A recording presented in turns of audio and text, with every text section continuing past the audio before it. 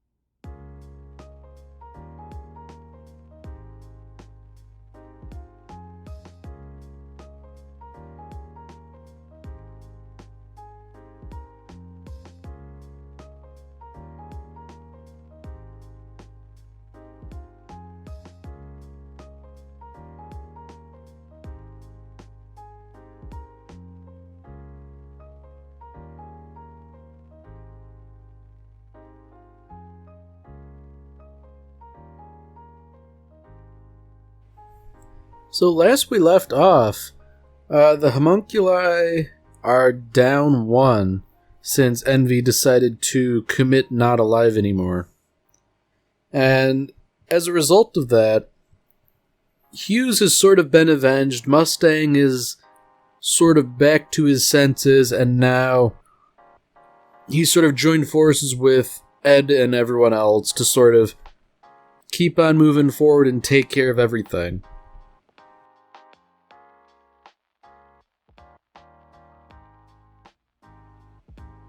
So it's interesting that everybody can, I guess, just sort of slip into banter like they're doing, considering what precisely it was they had just witnessed. Because, Mustang was about to go off the deep end really hard, and it was really only the intervention of Hawkeye and then Scar and Ed that really sort of got him to reconsider.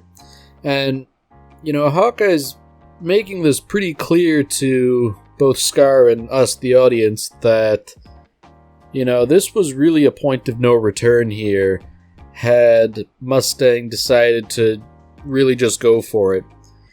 Because on the one hand, it wasn't killing Envy that was the problem. It's not one of those, like, if you kill your enemies, then you are just as bad as them. It's not one of those arguments. But, the big issue is that Mustang was enjoying it and he was basically just torturing Envy for the fun of it. Yeah. I think in terms of, like, the whole, if you kill, you're just as bad as the villain, blah, blah, blah. In terms of, like, that argument, I think this is probably the best implementation of it since, killing Envy was never a question. That was going to happen. So back in Central, Izumi Curtis has apparently shown up as, like, the ace in the hole for everyone. Thanks to her intervention, it seems like they've really just sort of captured Central Command.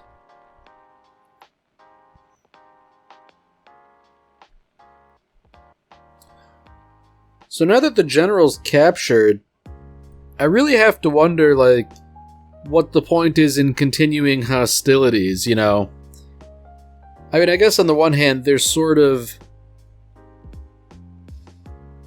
hoping to gain their immortality.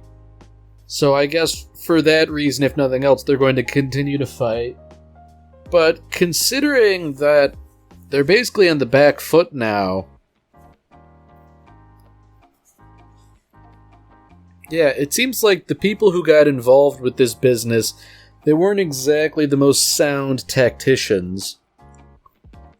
And I guess things are made even worse by the fact that Father is no longer present, nor is Wrath, both of whom, it seems like they're both reasonably intelligent in addition to being charismatic and commanding. So if all you have left are these sycophants, then it really just makes sense that everything's going to sort of collapse in on itself if no one can really lead properly. I mean, fortunately for the Elric brothers and their cohort, the sort of people who would not go along with this whole conspiracy business are the sort of people who would be good commanding officers. So in a sense, Father is really sort of playing at a disadvantage here.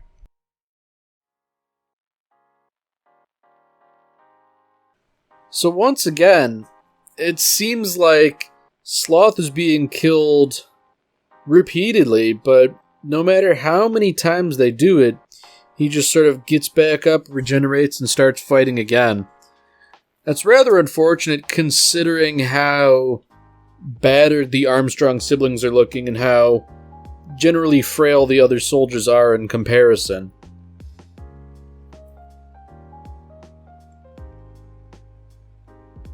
So on the plus side, Major Armstrong is really fired up. He's definitely not going to run away from this.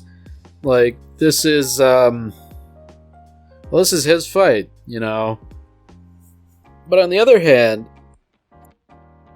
it's only a matter of time, Can he really win out one-on-one against a homunculus like Sloth?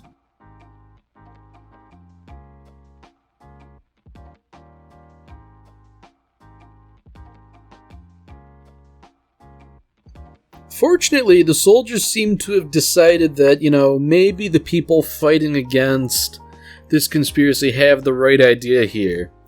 These soldiers would have otherwise killed the Armstrong siblings, but they seem to have come to their senses in a weird kind of way.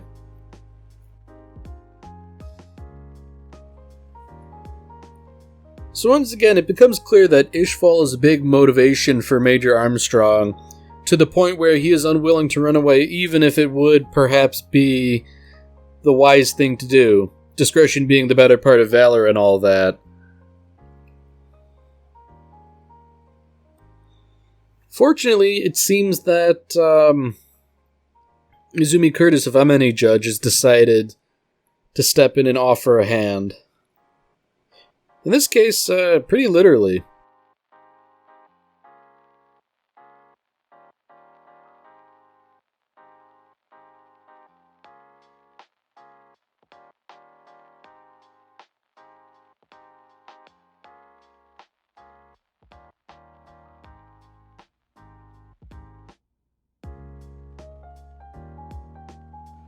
So I feel like Captain Buccaneer was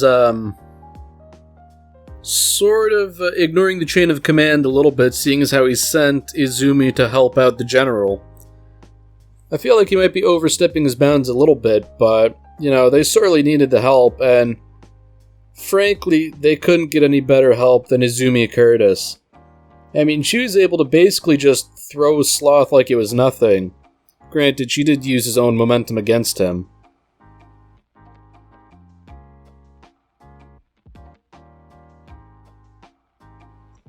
I wonder if there's ever going to be any sort of revelation that she was the Kree trip in the north 20 years ago, hunting bears and all that.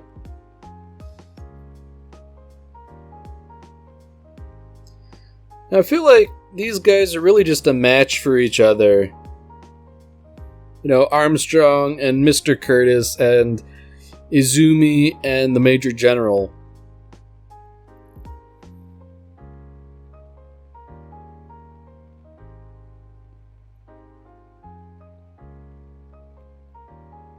It's really just incredible how the two of them together are sort of able to really just absolutely body Sloth when one-on-one it was a rather difficult thing for any of them.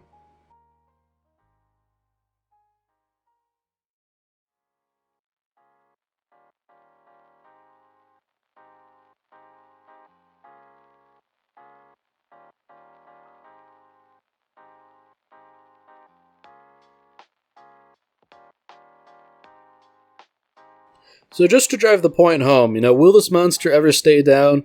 It turns out eventually yes. So I'd imagine at this point in time, things aren't looking too good for Father. Envy and Sloth have now died. Granted, Sloth had really already fulfilled his duty, so I guess, he could be considered expendable in as much as any of the homunculi are.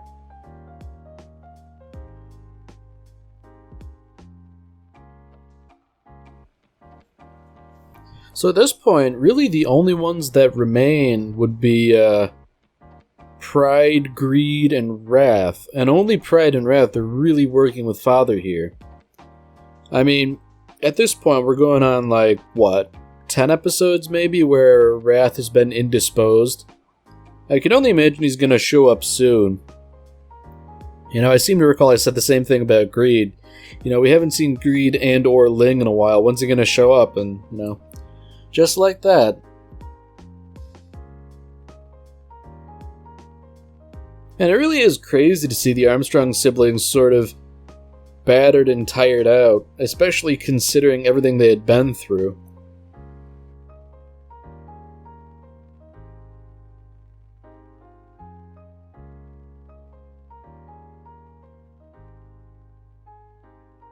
So that's something I really like, whenever anybody praises Izumi Curtis, she just sort of waves it aside saying oh, I'm just a housewife, as if that's the most important thing about her. And I suppose to her, it is.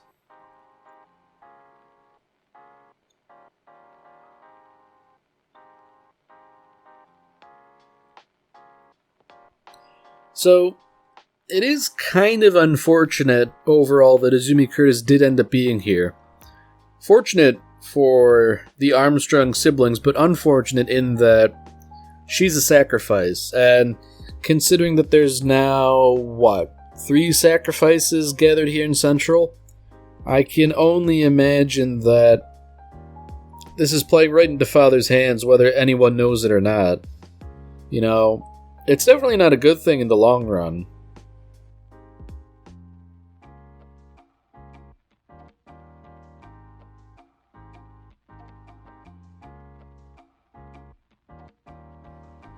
So at least Izumi has the right idea.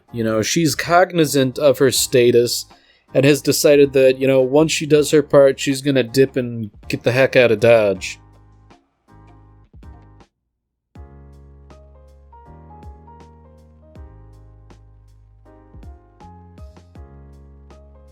So, I guess in a bid to sort of head things off at the pass, Hohenheim has taken it upon himself to find Father and try and settle things without getting anyone else involved. I have to applaud his initiative, but at the same time I feel like it would be better to lead a dedicated strike force to take care of this.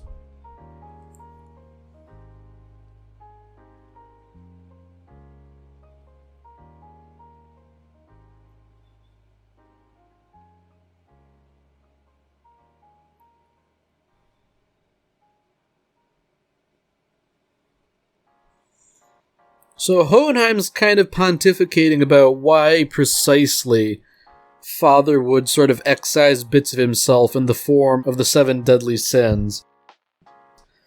I guess the idea being that, are you truly human if you excise those bits of yourself?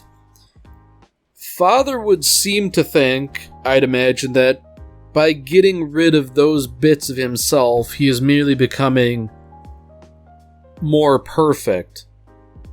In the sense that he removes his flaws and becomes more pure. I feel like, in part, that's kind of a misguided prospect. What are humans if not incomplete, imperfect beings? But, that's kind of the point in a sense. We are incomplete and imperfect, but we still strive for goodness and perfection. And in doing so, when we succeed, it's all the more worthwhile, because it's not a given certainty.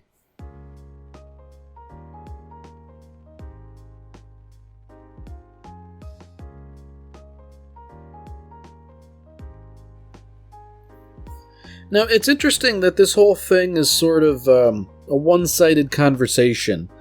Father has not yet deigned to speak.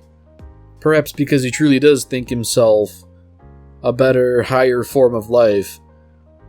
And I mean, to a degree, he's not exactly wrong. He's certainly capable of much more than the average person.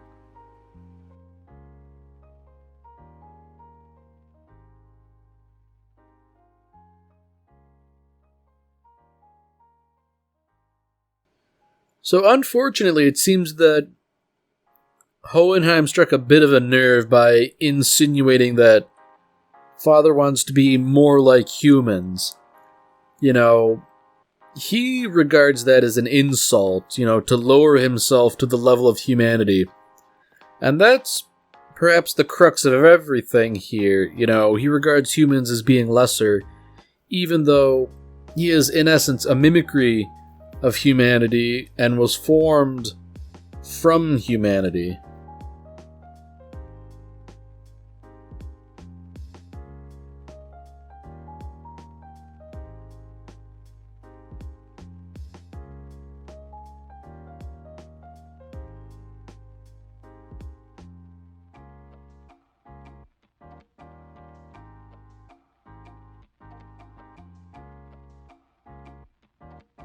So this is something I think is very interesting.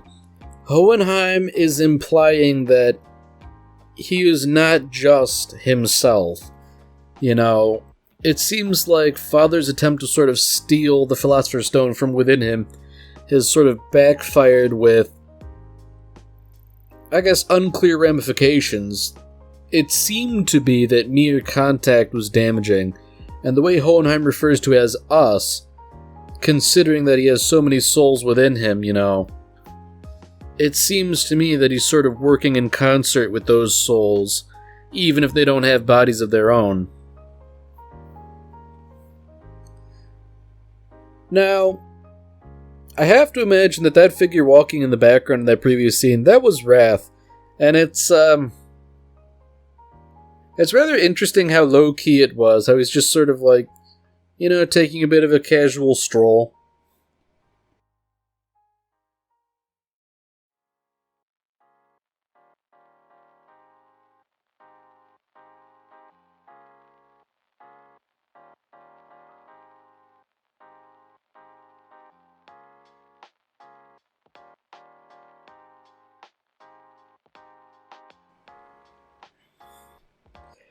So fortunately for, I guess you'd call them the humans, things seem to be continuing to work to their favor. They're managing to fight off the Immortal Legion while the Legion just sort of indiscriminately attacks anyone they find, friend or foe.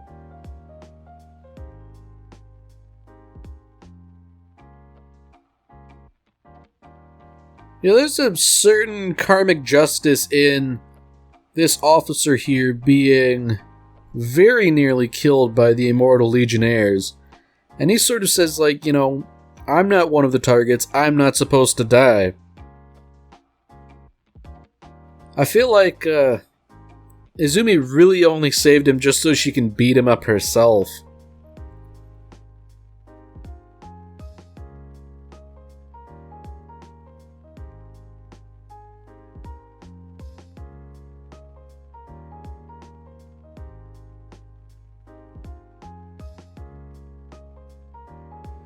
Yeah, so it seems like that officer from before really didn't end up doing too well. Those Legionnaires sort of snuck up on him.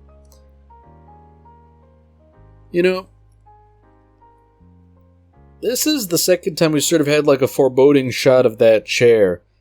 Although I do find it interesting that despite effectively taking command, General Armstrong isn't really keen to sit in the chair. It seems to me that she would rather lead from the front.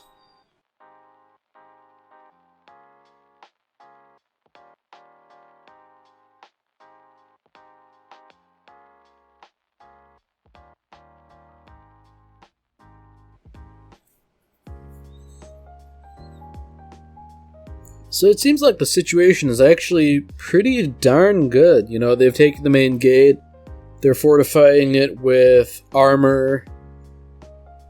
At this point, they really just need to hunt down the rest of the Immortal Legion and sort of put them out of their misery. And then, like, Central belongs to them. You know, I guess it's interesting. All the officers in Central were too busy gathering sycophants and relying on this Immortal Legion that, as it turns out, isn't especially loyal.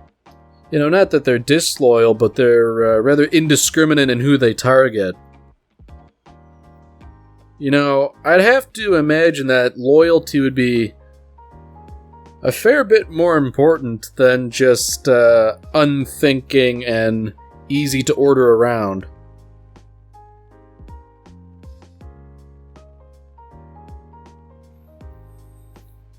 So I guess that's it, you know, the end. The good guys won, right? You know, surely they aren't celebrating a little bit prematurely.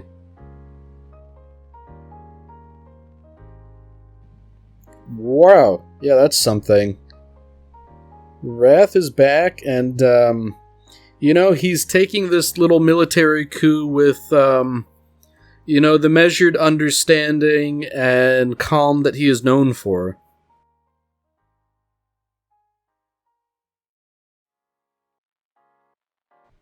Well, you know, things were a little too easy, you know. There has to be a little bit more conflict, and in this case, I'd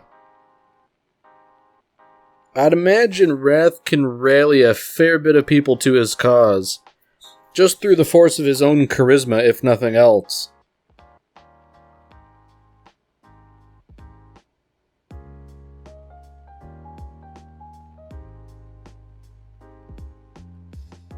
Yeah, you know, in retrospect, I think a fair bit of this plan kind of falls apart if it turns out he's actually alive.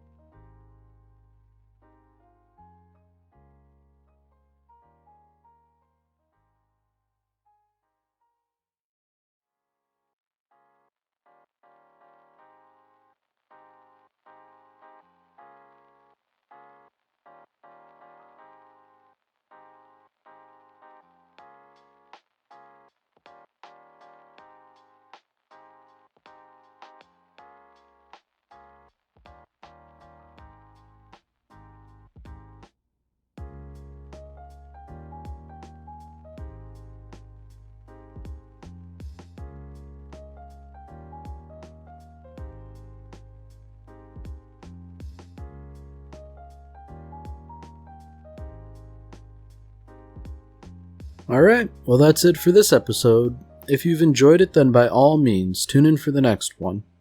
See you, Space Cowboy.